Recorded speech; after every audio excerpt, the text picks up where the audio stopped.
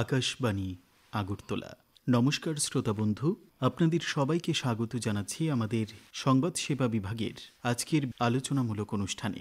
শ্রোতা বন্ধু, আপনারা জানেন ৩রা ডিসেম্বর মানেই দিব্যাঙ্গজন দিবস। এই দিব্যাঙ্গজন দিবসটির মূল লক্ষ্যই হল সমাজের যারা বিশেষভাবে যারা সক্ষম তাদেরকে যেন কোনোভাবেই বঞ্চিত না করা হয়, তাদেরকে যেন বিভিন্নভাবে সহযোগিতা করে এগিয়ে নিয়ে দেওয়া যায়। আর সেই লক্ষ্যেই ২০১৫ সালের ৩রা ডিসেম্বর চালু হয়েছিল সুগম্য ভারত অভিযান। যে অভিযানেরও মূল লক্ষ্যই কিন্তু বিশেষভাবে যারা সক্ষম বা দিব্যাঙ্গজন যাদের আমরা বলে থাকি তাদেরকে নানান ক্ষেত্রে সহযোগিতা বা সাহায্য করা। শ্রোতা বন্ধু, আজ আমরা এই বিষয়টা নিয়েই কথা বলবো। আমাদের সঙ্গে আজ আলোচনায় রয়েছেন রাজ্য সমাজ কল্যাণ দপ্তরের disability deputy commissioner Shri Achintam Kilikdar sir. Sir, আপনাকে স্বাগত আকাশবাণীর আজকের আলোচনায়। নমস্কার স্যার, প্রথমেই তো বলছিলাম যে দিব্যাঙ্গজন দিবস বা সুগম্য ভারত অভিযান, সে বিষয় নিয়েই কথা বলবো। তো প্রথমেই জানতে চাইবো, এই যে সুগম্য ভারত অভিযান বা দিব্যাঙ্গজন দিবস, এর উদ্দেশ্যটা কি স্যার? প্রথমে আমি বলবো যে আজকে যে দিবসটা খুবই একটা আন্তর্জাতিক দিবস এবং এটা international day for persons with disabilities, যেটা সমগ্র বিশ্বে এই দিবসটা ৩রা ডিসেম্বর পালন করা হয়ে থাকে। তো সেই হিসেবে আমাদের দেশে এবং আমাদের রাজ্যে ওই দিবসটা পালন করা হয়েছে। প্রত্যেকটা জেলাতে আমরা সেই ৩রা ডিসেম্বর পালন করেছি এবং এই ৩রা ডিসেম্বরকে লক্ষ্য করে আমরা ১৮ এবং ১৯ আমাদের যে স্বামী বিবেকানন্দ ময়দানে খেলো ত্রিপুরা প্যারা গেমসের আমরা আয়োজন করছি।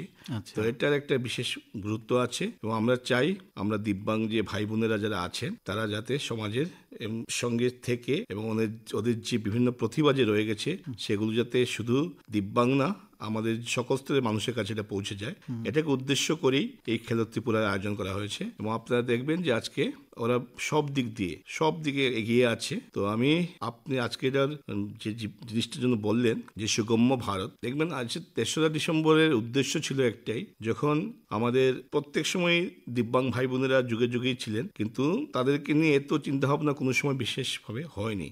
সেজন্য ১৯৯২ সালে বেইজিংয়ে যখন ইউনাইটেড নেশনের কনভেনশনটা হয়, তখন প্রথম এই বিষয়টা নিয়ে আলোকপাত করা হয়। তখন ১৯৯৫ যে অ্যাক্ট ভারতবর্ষে চালু হয়েছিল, সেটা ওই কনভেনশনের পরই। ইন্ডিয়া হচ্ছে ইউনাইটেড নেশনের একজন সিগনেটারি হিসেবে আছেন। তো সেই হিসেবে এদেরকে নিয়ে আমরা এই বিভিন্ন আলোচনা সভা করি এবং করে তারপরে ১৯৯৫ যেটা পার্লামেন্টে বিল পাস হয়, তো সেই হিসেবে একটা চালু হয়েছিল।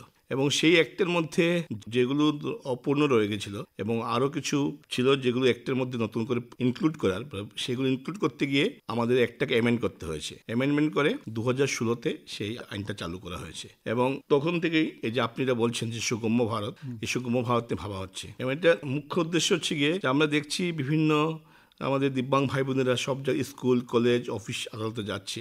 অনেক সময় ওদের চলাফেরা করতে অসুবিধা হয়, কারণ যে বিল্ডিংগুলো আছে সেই বিল্ডিংগুলোতে, যে সরকারি বিল্ডিং বলুন, সেই বিল্ডিংগুলোতে চলাফেরা করতে সিঁড়িগুলো ঠিক নয়। এবং আমরা অনেক সময় বলে থাকি যে দিব্যাঙ্গ ভাইরার জন্য এই সুগম্য ভারতটা, কিন্তু এটা যদি আপনি একটু গভীরভাবে যান, সেটা শুধুমাত্র যে দিব্যাঙ্গ ভাই বোনের জন্য না, এটা কোনো বয়স্ক লোকেরও উপকারে আসবে এবং আমরা যারা নিজেরা সুস্থ সবল শরীর নিয়ে আছি তাদের পক্ষেও চলাফেরা করতে সুবিধা হয়। এবং সেটা যাতে ওদের চলাফেরা করতে অসুবিধা না হয় সেজন্য বিভিন্ন যে সরকারি যে বিল্ডিংগুলো আছে বা বাসভবনগুলো আছে সেগুলোতে ন্যূনতম কিছু ফেসিলিটি রাখতে হবে। এটা আইন করে দেওয়া হয়েছে। সেই আইনের মধ্যেই সুগম্য মতে বলা হচ্ছে যে বিল্ডিংগুলোতে র্যাম্প, লিফট, তার স্পেশাল টয়লেট, সাইনেজ, এরকম বিভিন্ন প্রকারের যে প্যারামিটার দেওয়া হয়েছে, এগুলো যাতে প্রত্যেকটা বিল্ডিংয়ে থাকে। এটা করার উদ্দেশ্য হচ্ছে একটা, যাতে ওদের চলাফেরা করতে অসুবিধা না হয়। তারপর যদি কোনো দিব্যাঙ্গ ভাই বোন যদি কোনো সরকারি অফিসে কাজ করে, তাদের কাজের পরিবেশটা এমন হবে যাতে ওনার কাজ করতে কোনো অসুবিধা হয় না। এবং আপনি জানলে খুশি হবেন যারা আমার দিব্যাঙ্গ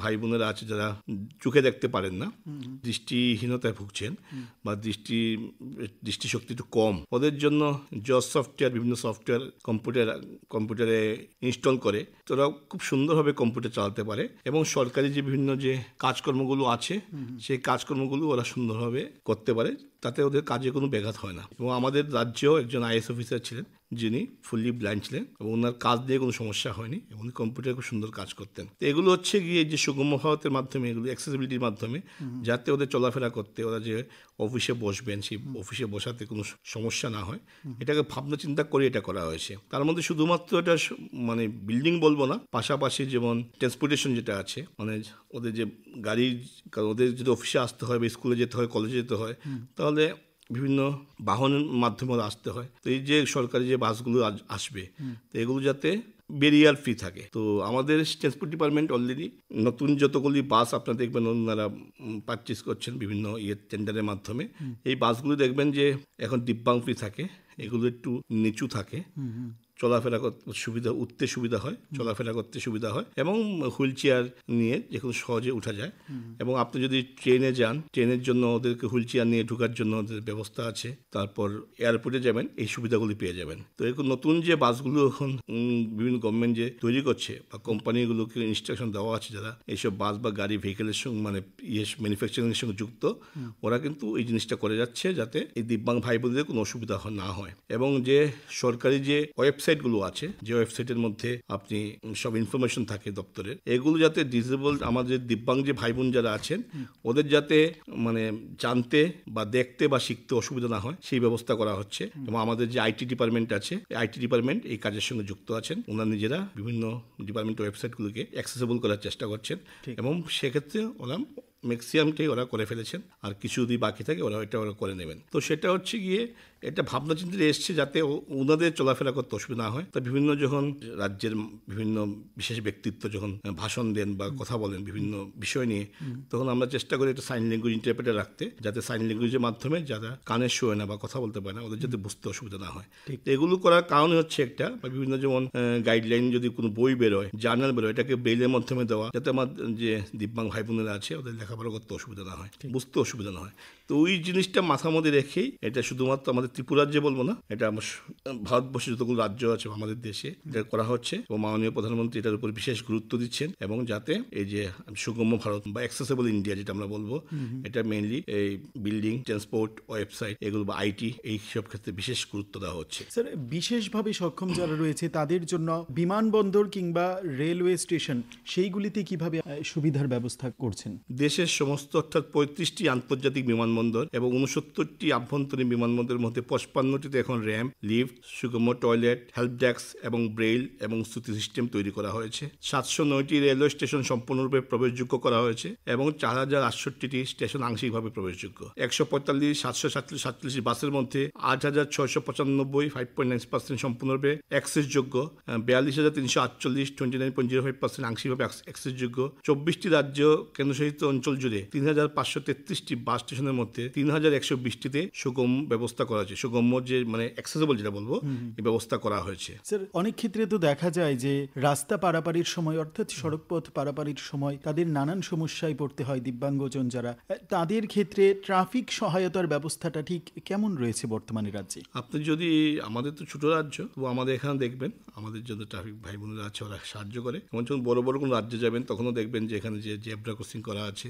এবং এখানে ট্রাফিকের লক্ষ্য রাখেন যাতে কোনো আমার দিব্যাং ভাই বোনদের চলাফেরা করতে কোনো অসুবিধা না হয়। তো সেটার উপর সরকার এবং আমাদের মানে সেন্ট্রাল, স্টেট প্রত্যেকটা গভর্নমেন্টই এটার উপর বিশেষ একটা গুরুত্ব আরোপ করছে, এবং দিব্যাং ভাই বোনদের জন্য সবসময় ওনারা বিভিন্ন স্কিম, বিভিন্ন ধরনের সুযোগ সুবিধা দেওয়ার চেষ্টা করছেন। তাছাড়াও যদি ওই যে বিশেষ করে ALIMCO, artificial limbs manufacturing corporation of India যেটা আছে আন্ডার মিনিস্টার সাজেস্ট এমপ্লয়মেন্ট, এখন ওদের দেখবেন নতুন নতুন ডিভাইস তৈরি হচ্ছে, এবং আজকের থেকে 5 বছর 10 বছর আগে যে ডিভাইসগুলো ছিল এটা অনেক কোয়ালিটি বেড়েছে। এই যে গেজেট বলবো, গেজেটের যে চেঞ্জেসটা অনেক চেঞ্জ হয়েছে, নতুন নতুন টেকনোলজি আসছে যাতে আমার দিব্যাং ভাই বোনদের চলাফেরা করতে কোনো অসুবিধা না হয়। তো এটা সত্যি মানে এটার মধ্যে আমি বলবো যে বিজ্ঞানের একটা বিশেষ আশীর্বাদ যে সায়েন্স আজকে এমন জায়গায় পৌঁছে গেছে। আর সেখানে বড় বড় আইআইটি লোকরা ইয়েতে আর্টিফিশিয়াল লিম্বস ম্যানুফ্যাকচারিং কর্পোরেশনের সঙ্গে যুক্ত আছেন, এবং ওনারা সবসময় বিভিন্ন ডিজাইন নিয়ে ভাবছেন কি করে ওদেরকে হেল্প করা যায়। তো এটা নিয়ে সরকার খুবই চিন্তা ভাবনা করছে যাতে নতুন নতুন ডিভাইসের মাধ্যমে ওদেরকে কি করে সাহায্য করা যায়। এবং এটা লাস্ট গত 10 বছর যদি আপনি কম্পেয়ার করেন, এটা আমরা অনেক দূরে এগিয়ে গেছি। এটাতে বিজ্ঞানের একটা বিশেষ আশীর্বাদ আছে বলবো। হ্যাঁ হ্যাঁ, নিশ্চয়ই। রাজ্যের যারা দিব্যাঙ্গজন রয়েছেন তাদের সাহায্যের জন্য বা তাদের সুবিধার জন্য রাজ্য সরকারিভাবে কি করা হচ্ছে? বিভিন্ন রাস্তাঘাট বলুন বা বিভিন্ন অফিস কাছারি, স্কুল কলেজ, সেই কর্মসূচিটা রাজ্যের তথ্যটা যদি তুলে ধরেন। রাজ্যে আমাদের ত্রিপুরা রাজ্যে আমরা আগরতলা শহরে 14টা সরকারি বিল্ডিংকে মানে অফিস বিল্ডিংকে আমরা আইডেন্টিফাই করেছি, এর মধ্যে কিছু স্কুলও আছে, কলেজও আছে। তো এগুলোকে আমরা এবং বিভিন্ন কেন্দ্রীয় সহায়তায় আমরা এগুলোকে যাতে অ্যাক্সেসিবল করার জন্য বা সুগম আমরা চেষ্টা করছি। এখানে যেগুলো বললাম একটু আগে, র্যাম্প, লিফট, স্পেশাল টয়লেট, এগুলোর মাধ্যমে ব্রেইল, সাইনেজ, এগুলোর মাধ্যমে আমরা চেষ্টা করছি যাতে এই বিল্ডিংগুলো, তাছাড়া আমরা 5টা কোর্ট বিল্ডিংকেও বেছে নিয়েছি, কারণ আপনারা জানেন কোর্টে অনেক লোকের যাতায়াত আছে। তো সেখানে যাতে কোর্ট বিল্ডিংগুলো আছে তার মধ্যে যেমন কৈলাসহর, ধর্মনগর, উদয়পুর, আগরতলা, বিলুনিয়া, এরকম বিভিন্ন জায়গায় কোর্ট বিল্ডিং এর মধ্যে এগুলো আমরা মিনিস্ট্রির স্কিম আছে, এটা শিবদাস স্কিমের আন্ডারে আমরা চাইছি এগুলোকে যাতে অ্যাক্সেসিবল করার জন্য। এগুলোর ম্যাক্সিমামেরই কাজ হয়ে গেছে, 70-80% কাজ হয়ে গেছে, অলমোস্ট কমপ্লিট। এর মধ্যেই হয়তো বা বাকিগুলোর আমরা কমপ্লিট করে নেব। অনেক ক্ষেত্রেই দেখা যায় যে সাধারণ সুস্থ স্বাভাবিক যারা রয়েছেন তাদের থেকেও অনেক গুণ প্রতিভা সম্পন্ন সেই সকল দিব্যাঙ্গজনদের মধ্যেও পাওয়া যায়। খেলাধুলা বলুন বা সংস্কৃতি চর্চা বলুন, বিভিন্ন ক্ষেত্রে সেটা দেখা যায়। আমাদের রাজ্যের যারা দিব্যাঙ্গজন রয়েছেন, এমন বহু মানুষ রয়েছেন যারা খেলাধুলায় রাজ্য তো বটেই, বহিরাজ্য থেকে দেশের বিভিন্ন স্থান থেকে কিন্তু তারা প্রশংসা বা শংসাপত্র কুড়িয়ে আনতে পারেছেন। তাদের তথ্যটা যদি আপনি তুলে ধরেন। প্রথম তো আমরা ওদেরকে ধন্যবাদ জানাবো যে আমাদের রাজ্যের ছেলে অনেক বাইরে গিয়ে খুব সফলতার সঙ্গে খেলাধুলায় বিশেষ নাম করছে। খেলাধুলা বলবো সব বিষয়ে ওরা অনেক এগিয়ে আছেন। ওরা আমাদের যে ব্লাইন্ড ক্রিকেট আছে, সেই ব্লাইন্ড ক্রিকেটও দেখবেন আমাদের ত্রিপুরা রাজ্য পুরো ইন্ডিয়াতে 2nd বা 3rd পজিশন নিয়ে আসে। তো ওই জায়গাতে আমরা পৌঁছে গেছি, এটা সত্যি প্রশংসনীয় ব্যাপার। আমাদের অনেক সুইমার আছেন, এবারও সিঙ্গাপুরে গিয়ে আমাদের একজন সুইমার বিলো 18 ও 3rd হয়ে এসছে ইন্টারন্যাশনাল লেভেলে। তো ওদেরকে বিভিন্নভাবে আর্থিক সাহায্য করা হয়ে থাকে, আমাদের দপ্তর থেকে, সমাজ কল্যাণ দপ্তর থেকে সাহায্য করা হয়েছে, স্পোর্টস ডিপার্টমেন্ট ওদেরকে সাহায্য করেছে। তাছাড়া আমরা দেখছি এরকম যারা যারা পারদর্শী লোক আছে, এবং যেটা আমাদের সরকারি স্কিমের মধ্যে নেই, কিন্তু ওদেরকে সাহায্য করতে হবে, সেই জন্য আমরা একটা স্টেট ফান্ড ক্রিয়েট করেছি।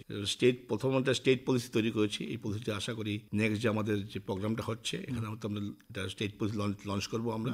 এটার মধ্যেও আমরা স্টেট ফান্ড একটা করে নিয়েছি, যাতে ওদেরকে বিভিন্নভাবে আমরা সাহায্য করতে পারি, যাতে ওরা আর্থিক কারণ যাতে পিছিয়ে না যায়। ওদেরকে যতটুকু সাহায্য করার আমরা চাইছি ওদেরকে সাহায্য করতে, এবং আমরা করেওছিও অনেককে। তো আমরা চাই এই যে আমাদের যে প্লেয়াররা যারা বাইরে গিয়ে গোল্ড মেডেল নিয়ে আসছে, এবং আপনি দেখবেন হয়তো আমি শুধু আমার ত্রিপুরা রাজ্য বলবো না, ইভেন প্যারা অলিম্পিক যদি দেখেন তাহলে দেখবেন যে ইন্ডিয়াতে অলিম্পিকের যত মেডেল নিয়ে আসে তার চেয়ে বেশি মেডেল ইন্ডিয়া প্যারা অলিম্পিকে নিয়ে আসে। তো এটা আমাদের সাকসেস যে আমাদের দিব্যাঙ্গ ভাই বোনেরা এতটা এগিয়ে গেছে যে পুরা ইন্টারন্যাশনাল লেভেলে ওরা সবসময় ইন্ডিয়ার হয়ে ম্যাক্সিমাম অ্যাওয়ার্ড নিয়ে আসছে, যেটা অলিম্পিকও আমাদের ইন্ডিয়ান প্লেয়ার আনতে পারছে না। তো এটা আমাদের একটা অ্যাচিভমেন্ট বলতে পারেন। তো এটাই বলবো যে আমরা যতটুকু অভিজ্ঞতা হয়েছে যে ওদের কোনো সহানুভূতি চাই না, ওদের চাই সহযোগিতা।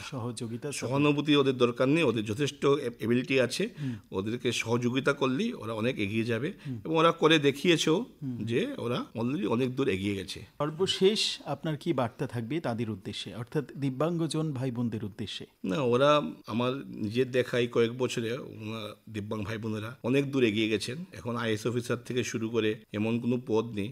আগে যখন আমরা কোনো বিজ্ঞাপন দিতাম, অ্যাডভার্টাইজ করতাম, তখন চাকরির ক্ষেত্রে সব ইয়েতে আমরা পেতাম না দিব্যাঙ্গ ভাই বোনদের, অ্যাডভার্টাইজ করেও পাওয়া যেত না। এখন আমরা যথেষ্ট পাই, এবং ওদের মধ্যে কম্পিটিশনও শুরু হয়ে গেছে।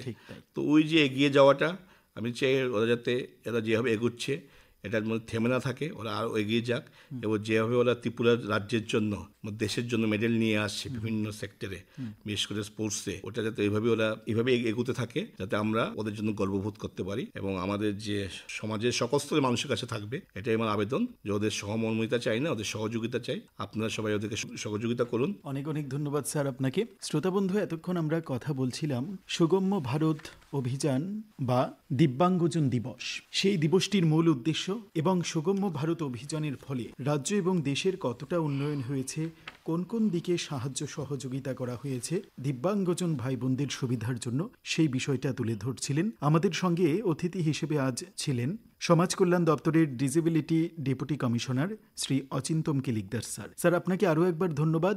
ধন্যবাদ শ্রোতা বন্ধু আপনাদের প্রত্যেককে। আজকের মতো এই আলোচনা এখানেই শেষ করছি। নমস্কার।